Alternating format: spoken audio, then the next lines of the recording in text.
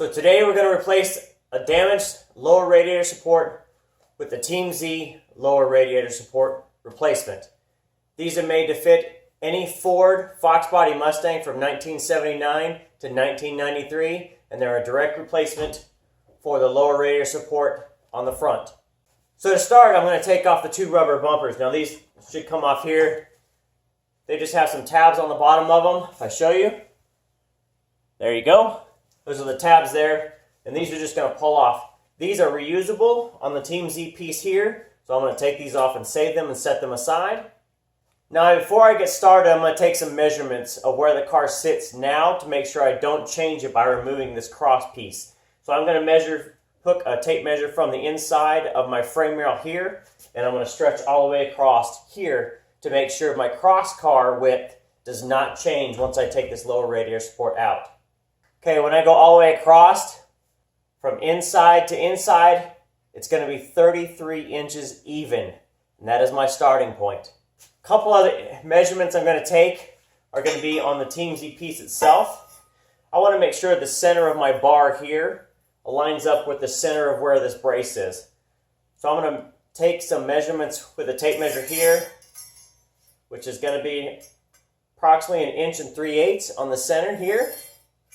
And then I'm going to take a measurement on the center of my cross piece. I'm going to make a mark on both. And what that's going to allow me to do is line up the center of this to the center of where this was to make sure that this is properly aligned for my radiator so it sits vertical in the car versus if I push it too far forward or too far back.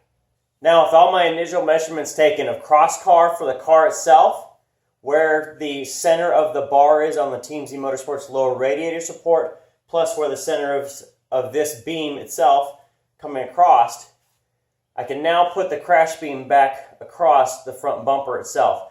All that's going to do is give me more structural support so that when I cut this off, nothing can compress itself in. I don't know that it will change, but I'd rather put the bumper back on now and ensure that I'm not going to have a change before I start cutting. Now with the front bumper back on to give me cross-car support once I cut off the lower portion of the radiator, it's now time to cut. So it's going to be up to you how you want to cut it. Some people may want to use a plasma cutter. Some may want to use a cutoff wheel, which is what I'm going to do. And you could also use kind of a sawzall to take care of this.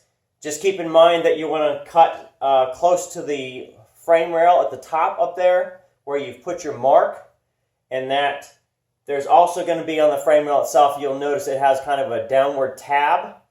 Alright, so I left the bumper beam in place the whole time I cut this off. Now you can see the bottom piece here is gone. And I double checked it just loosening the bolts to see if it's really going to change. And nothing changes by taking off the bumper brace itself. So I went ahead and took it off so that I could have easier access to welding and final fit. So I've got the Team Z Motorsports lower radiator in place, just holding it there, and you can see I've got a floor jack under it just to hold it up into place. I went ahead and painted this, so I put 2 coats of etching primer on, and then I just painted it black just to give it a corrosion coating or corrosion prevention coating on there so that it will go. So if you're going to paint it, I would recommend painting it prior to actually trying to put it on the car. It's just a little bit easier to do it that way. Now I've got it in place. I remarked everything, so I've got everything aligned fore aft based on my marks on the car and based on the marks here. So now really all I just need to do is take off the coating off of the Team Z piece that I've painted and double check that all of my welding surfaces on the car itself are ground down to bare metal. Then it's time to burn some metal and put this thing in place. Alright, now once everything is in place and you've got all your marks aligned, double check that everything is good. Now I just set my radiator in place. Obviously it's supported with the jack. And once everything's in place, I'm good to go so I can start welding it in. Now let me note that the cross car on the Team Z piece may be a little short compared to your car. It was on mine, but it's flexible enough that it will bend out a little bit to go up to the top. So once everything's there and all your marks are in place, everything is ground and ready to weld. It's your choice to use some weld-through primer. I did. And if not, it's time to go welding.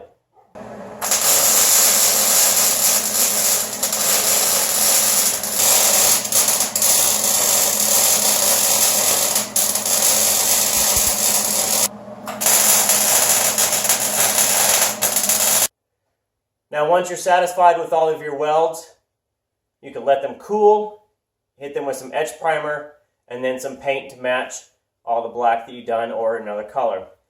So now you can get your OEM radiator insulated. The Team Z Motorsports lower radiator support does not come with holes to match these. So you can either add the holes to the support itself to be able to snap these in, or you can just cut them off, place them on there, and then just attach them how you want. There are some different options available with these. You can get with tabs or without tabs. I've obviously got with tabs.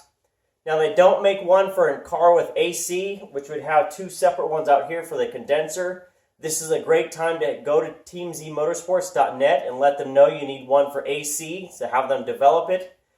There's also a similar one available for the 1994 and 95 SN95 cars, and also for the 96 to 2004 cars. Similar products available for all three, where this was just for the Foxbody. Now, just like the AC supports itself, this does not connect to your fascia, so if you want something similar to OEM where it snaps in with the clips, you'll now have to add those in for yourself. Now, if you have any questions on any of this installation, feel free to contact Team Z at teamzmotorsports.net or give them a call at the phone number listed on the website. That's it for this time. And if you're not a Mustang guy, be sure to check out their F-body and G-body parts. We'll see you next time.